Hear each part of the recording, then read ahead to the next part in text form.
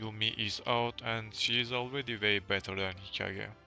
Hello everyone, this is Telos. I am back again with another character review video. This time I will be talking about Yumi and talk about whether you should pull for her, how to build her, and etc. Before we talk about Yumi though, let's talk about my pulls. Uh, I think I got pretty lucky this time because it cost me like 26k gems to max her out with her card, and cost me 13k gems to max her pet out. So I will say I got pretty lucky this time, which is the opposite usually. So it was a nice change. If you haven't pulled yet, I hope your pulls will be also better than usual, because I think she's overall worth the pull. And let's get to talk about that. Uh, Yumi overall is like completely, not completely opposite, but she's much different oriented than Hikage, whereas Hikage is dependent on mobs, or like the waves of enemies to deal good damage. Yumi is only dependent on freeze. Uh, so she's kinda like Anessa slash Palamedes of Wizards. The reason is her passive. Well, before we get to passive, let's start with her ultimate skill first and then talk about her passive skill. So her ultimate skill is decent bit of attack damage, and she freezes her enemies for 4 seconds, which is pretty nice. It has 32 seconds cooldown, which is average, uh, and she also transformed into figure, but this is irrelevant, so it's mostly cosmetic. Her active inflicts a decent bit of damage. It has 12 seconds of cooldown, which is somewhat long, but overall the number of the percentage of attack, it makes up for it. And lastly, her passive. Her passive is basically she deals increased damage whenever the enemy is frozen, and when she attacks a frozen target, she also buffs herself by giving herself 50% skill damage increase. This skill damage increase includes both her ultimate and her active skill. And if she has one or more Frost Empress stacks, she also deals an additional hit similar to Lua or Ingrid, and she inflicts 157% of attack each time, every time she attacks with a normal attack.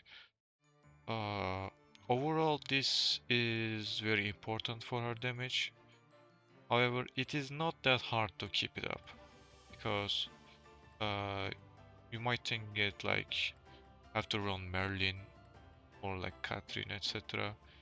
Uh, Not really. I mean, uh, you definitely need to run Merlin if you want to keep 100% uptime on the passive buff, because the Merlin's active skill has 9-second cooldown.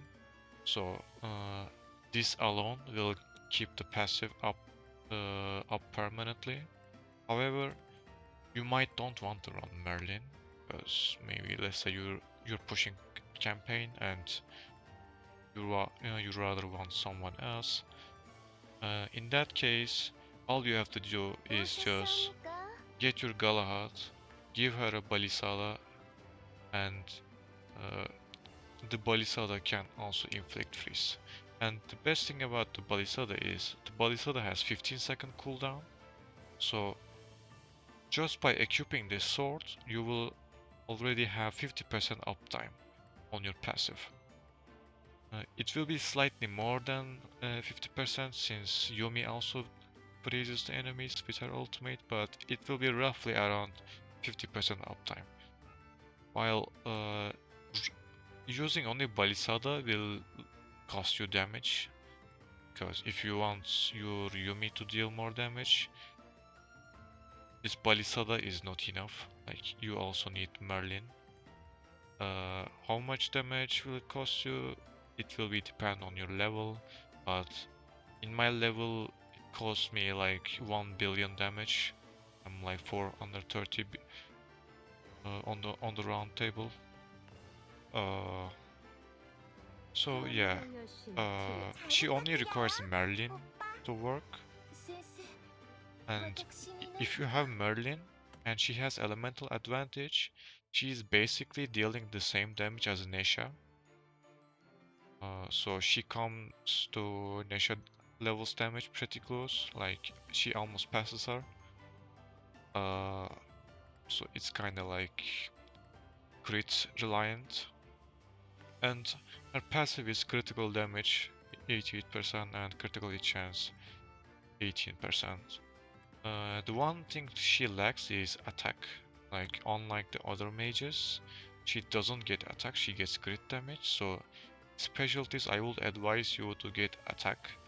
Can get away with one critical damage, but I would advise you to get triple attack if possible, because due to her base attack is lower than usual. Yeah, in terms of whether you should pull for her, it really depends on what are you doing. Because if your guild is raiding Mercia in Avalon, I will say you should definitely 100% pull for Yumi. I expect her to be new meta in Mercia Castle. Uh, if you're not doing Mercia Castle in Avalon, then it depends on whether you care about other type of raids like daily raid and star reincarnation. For this star reincarnation, if you want good points, good damage numbers, you have to pull for Yumi sadly, because she literally dominates this star reincarnation as usual with whenever new character comes out. And in the daily raid you can use her on Morrigan raid since she is water. However, if you don't care about those daily raids and you're not raiding Mercia, I would still advise you to pull for her at least to T3, because I will treat her like some kind of a handy tool to have in your toolbox basically. Because since she's a limited character, she will go away probably permanently after the collab is over, so I will prefer that I will have her in my pocket and use her whenever needed. Although there's not much content you can use her, especially in campaign, like there is not much fire enemies that are problematic. Like, most problematic fire enemy is probably Flame Emperor, and you can't really use Yumi there because Flame Emperor has incapacitation immunity, so you can't freeze her. So it's mostly a raid type character, sadly. As for her build, it's pretty classic. You give your best thunderclap. You give your attack armor if you're doing raids, if you're pushing content or struggling to survive. Use golden armor or Merlin's robe. Trinket is same as always. Use whatever critical hit chance trinket you have with highest amount of HP. And your rune is preferably Thunderheart, but whatever the highest critical damage you have. Uh, just use the highest critical damage rune you have in your hand. It don't have to be Thunderheart, but it will be better if it's Thunderheart. As for cards, there is two best in slots for her, which is a B60 card, is this. However, if you don't have this card, it's okay because you can use Morgan's card instead. Both are pretty close in terms of damage numbers, so you're not losing much by not using a B60 card. And yeah, that's about it with Yumi. However, let's talk about her pet, because her pet is also important. Because her pet is basically a round pet. Let me remove this pet real quick. So these gems. See the actual stats, yeah. It's basically same as the round pet with 60% attack, 40% critical damage, and 10% additional damage. In my opinion, if you don't raid Mercia Castle and you're not interested in Yumi as a character, you should definitely pull for Yumi pet. Like immediately max this pet out, because having another run pet will help you a lot in daily raids or in any other castle you are raiding, because overall this is the best stats you can have at the moment as a pet, due to it's being 60% attack, 40% crit damage, and 10% additional damage. Her skill is pretty bad, like you're not going to use this pet as a frontline. This is like run pets is a more of a backline pet. You will just use her for these stats. However, as I said, since this is a limited pet, I will 100% recommend that you pull for this pet if you care about any race at all, or any type of Avalon content at all.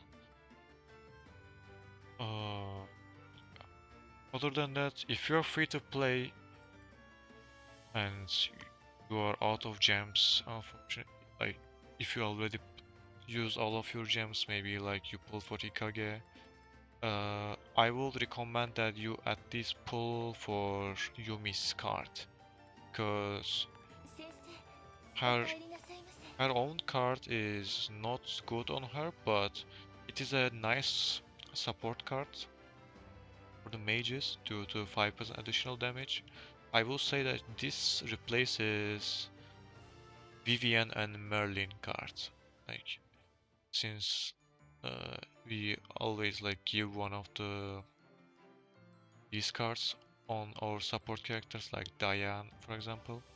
My opinion, you are better off using this card over Merlin or Vivian's card, because additional damage is much more valuable rather than a bit of attack. So yeah, in my opinion, you should pull for her, even if you are low spender or don't read Avalon Mercia Castle, because she is limited. You won't regret pulling for her. Like, unlike Hikage, she is useful. She on element advantage, she is pretty close to Nesha in terms of damage. However, on neutral, she falls off pretty hard compared to Nesha, so she is not like Nesha level DPS overall. However, she can come close if you are running Merlin and has elemental advantage. Yeah, that's about it. Thank you for watching.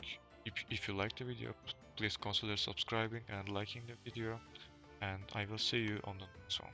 Peace.